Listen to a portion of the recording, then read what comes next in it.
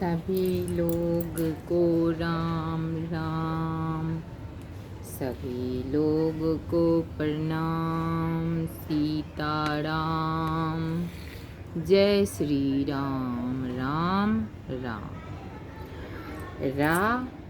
राम राम शब्द बहुत व्याख्या है, अनंत व्याख्या है। राम शब्द का व्याख्या बहुत है, बहुत अधिक है, मेरे बस में नहीं है और ना ही अब स्मरण रहता है। बस राम। और कितना महान है सनातन धर्म का। अगर आप पढ़ते हो, अगर आप सुनते हो तो भी आप पे बहुत उच्च कोटि का प्रभाव पड़ता है। अगर आप अनुसरण नहीं करते, क्रिया नहीं करते, उतने सक्षम नहीं हो क्रिया करने में, अगर आप सिर्फ सुन लेते हो, सिर्फ पढ़ लेते हो तो भी उसका एक प्रभाव है। महान है सनातन धर्म, महान है। कितनी रिसर्च और गणना के बाद इस धर्म को बनाया गया होगा। लोगों ने इसका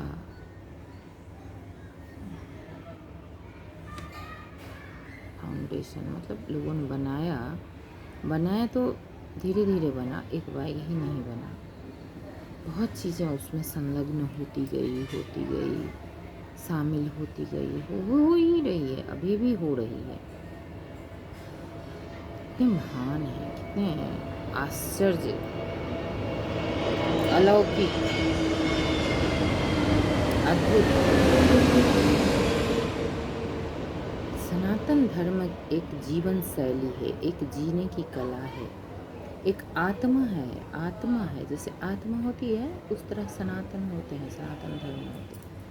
एक सुख है सनातन धर्म में। आप जियो तो आपको लगेगा कि हम यूं ही सुखी हैं। उसके अनुसार अगर आप जीवन जीते हो, जीवन पद्धति बनाते हो, तो आप स्वयं ही सुखी महसूस करोगे। यूं ही, ऐसे ही जीवन जीने की कला है। बहुत ही महान है, बहुत ही आश्चर्यान्वित है। कितना चीज है उसमें। एक छोटा, हम लोग तो कुछ भी नहीं जानते, एक कितनी चीजें हैं उसमें, कितनी पद्धतियां हैं, कितनी क्रियाएं हैं, कितनी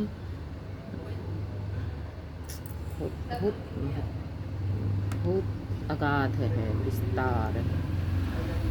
जैसे समुद्र से भी ज़्यादा, क्योंकि समुद्र का तो कहीं ना कहीं अंत है, पर सनातन धर्म का कोई अंत ही नहीं है। जो अच्छा है वो सनातन है, जो सत्य है वो सनातन है। इसलिए सब लोग को हमेशा धर्मान्वित होना चाहिए, धर्म के अनुसार आचरण करना चाहिए। सभी लोग उसमें बहुत सुख होता है, वही तो सुख है। अगर आप एक सनातन के अधीन हैं तो आप बहुत सुखी हैं, बहुत सुख महसूस करते हैं। सुख समृद्धि सब कुछ है सनातन धर्म। आदर्श है, आश्चर्य है।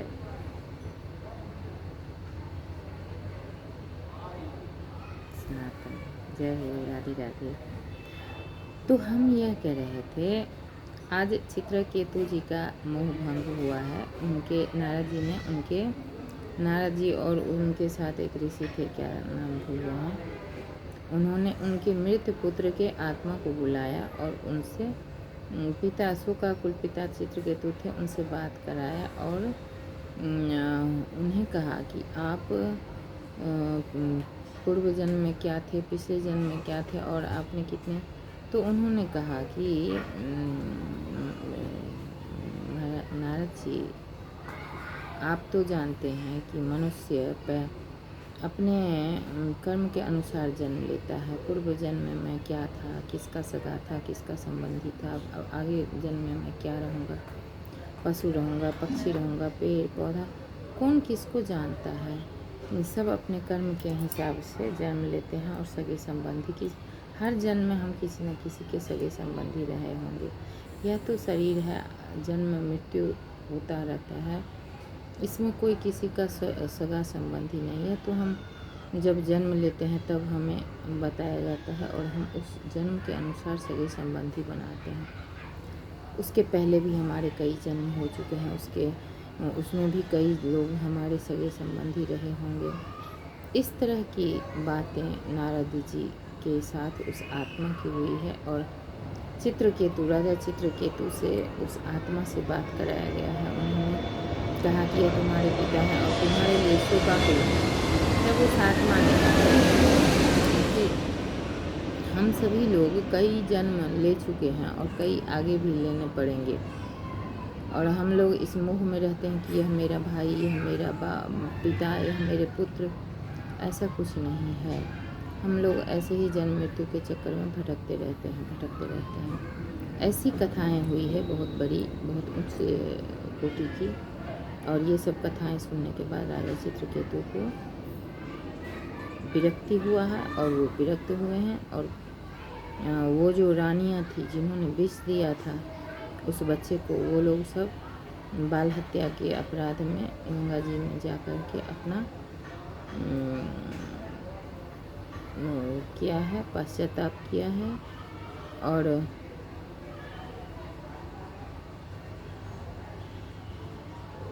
इसी तरह से आज का भागवत पाठ था। आज का अस्वस्थता बहुत रहती है, कष्ट शरीर में रहता है, जिस तरह से स्मरण कम हो जाता है। लेकिन फिर भी भागवत में बहुत बहुत कुछ है, बहुत कुछ है भागवत में, जिसको जानने में बहुत मुश्किल से समझ आता है। समझने के लिए भी बहुत गंभीरता से पढ़ना पड़ता है। अगर थोड़ा भी गंभीरता नहीं रही तो फिर समझ नहीं आता। भागवत ग्रंथ अति महान ग्रंथ है, सबकी समझ में नहीं आती, बहुत कठिन है और बहुत अच्छा भी है, हृदय स्पर्शी ग्रंथ है। भगवान का चरित्र तो बहुत बाद में आता है, अभी तो बहुत सारी चीज़ें पढ़ रहे हैं। अभी षष्ठ स्कंध में है, 18 अध्याय पर है। जितनी बार पढ़ते हैं उतना ही लगता है कि पढ़े ही नहीं। 5वीं 6ठी बार पढ़ रहे हैं पर लगता है पढ़े ही नहीं है, ऐसा महसूस होता है। भगवान की कृपा है।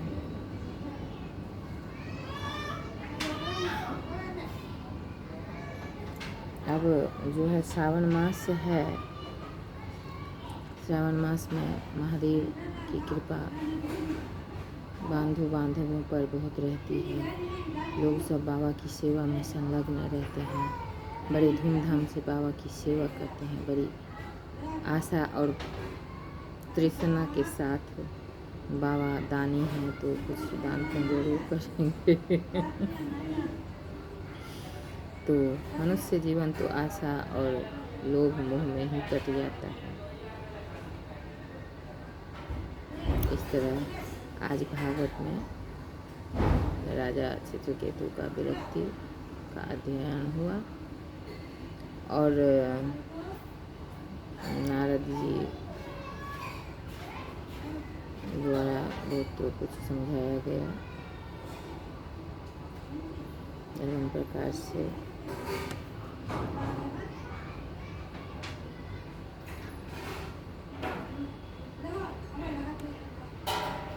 जीवन में विरक्त होना बहुत सुखद एहसास है। जब आपके मोह कम होते जाए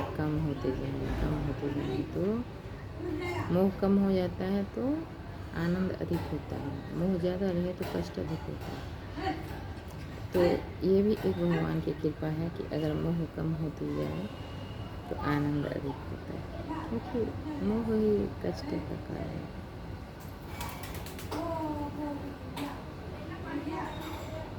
लोग सब बड़े विद्वान बड़े हैं, बहुत हमारे सनातन में बड़े बड़े विद्वान, बड़े बड़े उपलब्धि पूर्ण लोग, पर जानते नहीं, जनाते भी नहीं। क्यों कहें, लोग मजाक उड़ाएंगे इसलिए उन लोग कहते भी नहीं।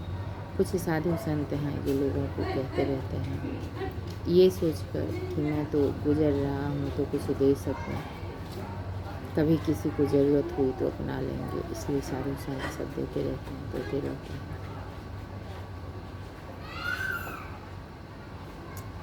किसी चीज़ को ग्रहण करने के लिए भी बहुत योग्य होना पड़ता है, वरना लोग समझ नहीं पाते। बहुत योग्य होना पड़ता है, बहुत गहराई में जाना पड़ता है, बहुत गंभीरता रखनी पड़ती है, तब किसी चीज़ को लोग ग्रहण कर पाते हैं, उससे लाभ प्राप्त कर पाते हैं, अन्यथा नहीं कर पाते।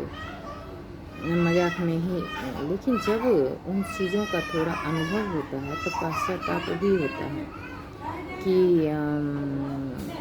हमने वो चीज़ छोड़ दी, वो बहुत काम था, बहुत अच्छा चीज़ था जिसे हमने मिस कर दिया। ये चीज़ें होती है, जैसे हमारे साथ होता है, हम जिन चीज़ों को छोड़ देते हैं बाद में हमें लगता है कि अरे वो बहुत काम का चीज़ था, वो उसे मैंने मिस किया।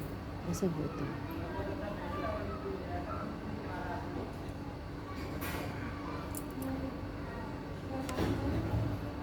राधे राधे। अनुभव तो बहुत बड़ी चीज़ है, अनुभव होना ही चाहिए। अनुभव से भी मनुष्य ज्ञान को प्राप्त होता है। राधे राधे। राधे राधे, श्री राधे, जय राधे। राधा रासेश्वरी रमया, वृंदावन मनोहलारिणी, सत्यभामा, सत्यपूर्णा, अन्नपूर्णा, महालक्ष्मी, रासेश्वरी। राधे राधे। सब लोग को आनंद भाव, प्रेम भाव।